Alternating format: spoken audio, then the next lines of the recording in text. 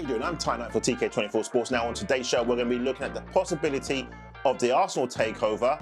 Should it happen? Not saying it's going to happen, but should it happen? And what the repercussions of that's going to be, and then the ramifications if it does not happen. You ready? Here we go. Well, as we know, the Spotify owner, Ed, is looking to take over from Stan Kroenke by coming out now publicly and saying he does want to buy Arsenal. And that only came on the eve of the protest that happened last Friday. Fast forward now, then Stan and his son then put out this weakest statement ever. We're not going to sell, blah, blah, blah. I'm bored of it already. Then comes Sunday, Monday. Wow, the biggest news dropped. Henry Bergkamp Vieira, no, they're not looking to team up for a five-a-side team. They're looking to team up with Ed and buy Arsenal. But this is the best thing. These three guys are not going to put any money in. They're just going to be the forefront faces of this takeover, backed by Ed and his buddies. Now, this is clever. Why is it clever? Because now there's going to be like a fans representation. When I say a fans representation, I'm talking about having three GOATs of the club come on board this takeover. And bear this in mind, 2 out of the 3 already have a statue outside the Emirates, so they're immortalized. Why is not 3 out of 3? I don't know, but it should be. With these 3 guys coming on board, does that mean it's the end of Edu and the end of Arteta? Probably. I can see Bergkamp's role in this coming in as a technical director. Watch out, Edu. I can see Arteta potentially being replaced. Not with Henry or Vieira, because that's going to be the conflict of interest. But I do see this as being a hostile takeover. Now, we're going to go tick for tack on this one. And here we go. You ready for this?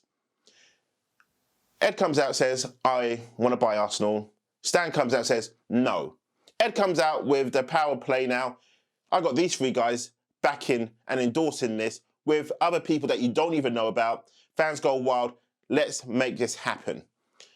Then Stan comes out, as of yesterday, which was Tuesday. I reiterate, we don't want to sell. We're heavily invested in this for the long-term project and whatever. Bored of that statement too, because we know it's a lie. Now let's get to the juicy part. Ed's doing a TV interview today, in America, of course.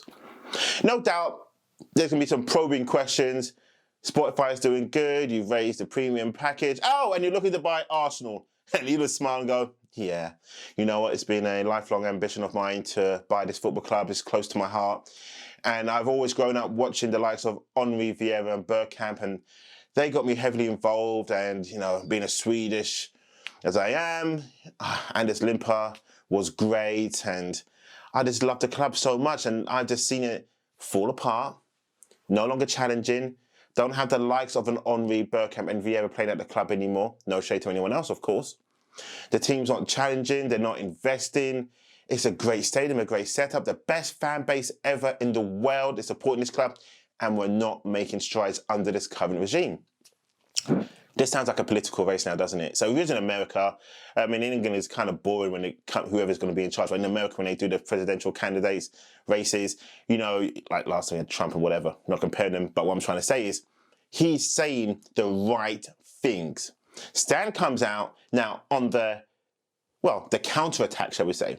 We're going to be this. We're going to be that. We're going to invest now. Now, we're very, very committed to the club. The fans have had enough of this regime.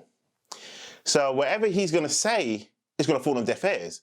Because now when Ed does his thing tonight, you know what's going to happen tomorrow. The whirlwind storm is going to brew. And people are going to say, this is what we want. We want him in now. Sell, sell, sell. Stan will be like, I don't need to sell just yet. But when do I need to sell? Now, let's look at this timing. This is always coming out now on the eve of when Arsenal have to play Villarreal in the Europa Super League. Oh my God, did I say Super League? See, it's in my bloody head. The Europa Super Cup. And they are playing tomorrow. If Arsenal lose, this is when Stan may have to sell. Because the revenue for not being in Europe will not be there next season. So the timing for Ed is doing this is actually perfect. The timing of Ed coming out and saying all these things is calculated decisions. You don't get to the top of any business without making calculated decision moves. Now, this part, in this in the Three Invincibles, this is now what is classed as a hostile takeover. This is what it is. Stan knows it. He knows this is now the hostile takeover and something as a competition he's never had to face before, because even though you've had people in the past kind of like doing sound bites, yeah, I love Arsenal, I would love to buy it one day, one day, one day, one day. This guy's coming out and saying, I will buy Arsenal. If Stan wants to sell, I'll throw my hat in the ring to buy. That was phase one. So you've got to do things subtly. Of course, as the owner, he's going to put his foot down and say, we're not for sale, we're not for sale, we're not for sale, we're not for sale. Is that a check? God damn.